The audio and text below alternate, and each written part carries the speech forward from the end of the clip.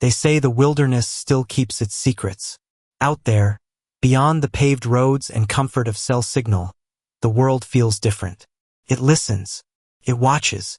Every year, hundreds of people disappear in America's wildlands, leaving no tracks, no struggle, not even a sound.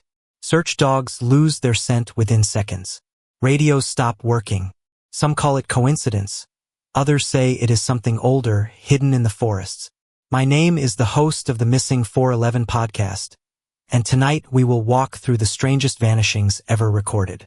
You may want to keep the lights on, because these stories are real, and they may happen again. Our first case takes us to rural Georgia. A survey worker named Christopher Tompkins was walking along a fence line with his crew. He was talking, laughing, then someone blinked, and he was gone. His boot was caught in the wire, coins scattered like breadcrumbs. The dirt was soft that morning, yet no footprints led away. Investigators claimed he fled, but his wallet, truck, and tools were still there. Weeks later, farmers saw blue lights drifting above that same field at night, silent and steady. Some thought they were drones. One farmer swore they formed a triangle before fading into the clouds. Mount Shasta, California, 1999. A man named Carl Landers set out with two friends on a climb he had trained months for. Halfway up, he felt dizzy and said he would rest and catch up. When his friends reached the next ridge, he never appeared. Search teams scoured every crevice. No trace, no body, not even a torn glove. The mountain's radios filled with static that weak, metallic tones echoing through the snow. Pilots reported instruments flickering near the summit. Locals whisper about tall, pale figures moving just beyond the white fog, vanishing when approached. In the canyonlands of Oregon, 2009, river guide Morgan Heimer vanished from a camp beside the Colorado River. Witnesses saw him moments before, standing near the water. Then he was gone as if pulled from reality itself. Only a single sandal floated downstream. Days later, hikers heard a voice crying for help across the canyon, repeating the same words at dusk each evening. Drones detected a warm human shape that vanished when rescuers arrived. Rangers still refused to comment. One of them told a friend years later that whatever was calling from that canyon was not a man. In Washington's Vesper Peak, a young woman named Samantha Sayers set out for a solo hike in 2015. She texted her boyfriend, almost at the top, blue sky all around. That was the last anyone heard from her. The search was massive, dogs, helicopters, thermal imaging. Nothing. One pilot reported a figure standing motionless on a ledge, bright reflection near its feet like metal. When they circled back, the ledge was empty. Since then, climbers have claimed to hear a woman's hum drifting from the rocks at sunset. They say it stops the moment you try to record it. If you start mapping these disappearances, a pattern emerges. Clusters form near old Native American sacred grounds, near granite, near rivers that never dry. People describe blue orbs, sudden silence, humming in the air before someone vanishes. Rangers whisper about creatures watching from the pines, tall shapes that do not breathe. Some call them legends. Others call them the guardians of those places. A retired ranger once told me quietly, "Never camp near the rocks that hum. If the woods go still, leave." He said the forest decides who stays. Northern Michigan, 2018. Fisherman Jacob Olivier launched his boat on Lake Superior before dawn. He was experienced, careful, always carried a radio. His boat was found drifting, motor idling, tackle box open.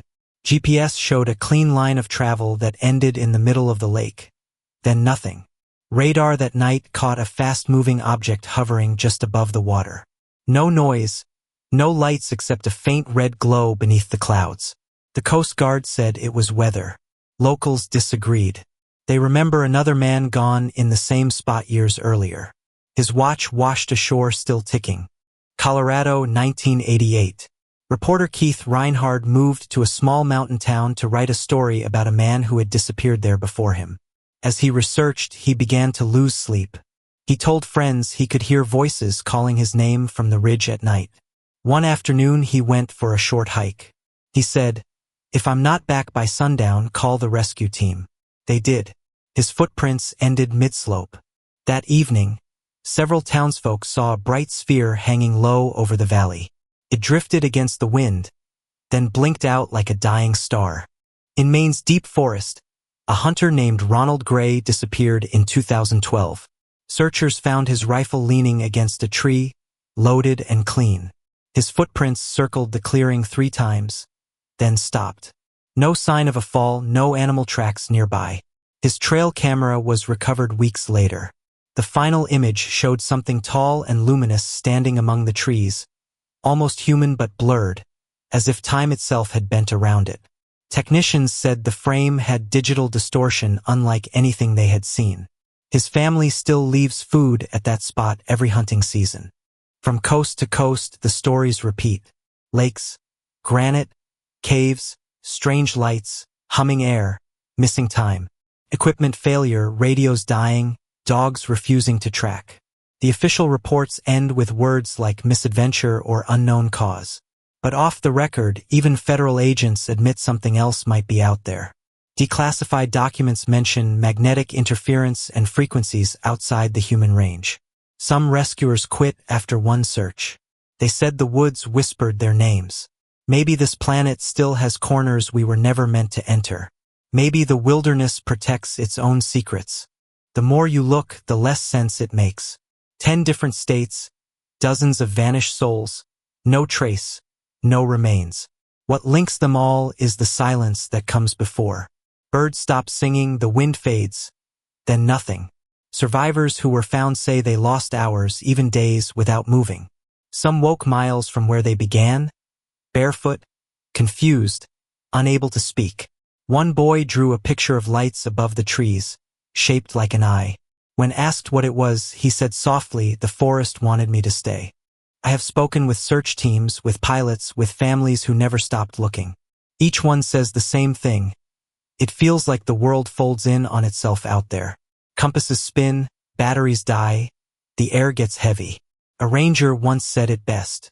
He said, "The wilderness remembers, takes the ones who hear it, and sometimes it gives them back but changed." As night falls across this country, someone right now is walking into those same woods. If the forest goes quiet, if the air hums like electricity, turn back. Because out there, some paths lead nowhere. The wilderness is beautiful, but beauty can be dangerous. It hides things older than stories. When people vanish, we blame the terrain, the weather, their own mistakes. But sometimes the evidence does not fit. Sometimes it feels like the land itself chooses. Maybe these disappearances are not random. Maybe they are reminders that not all of Earth belongs to us.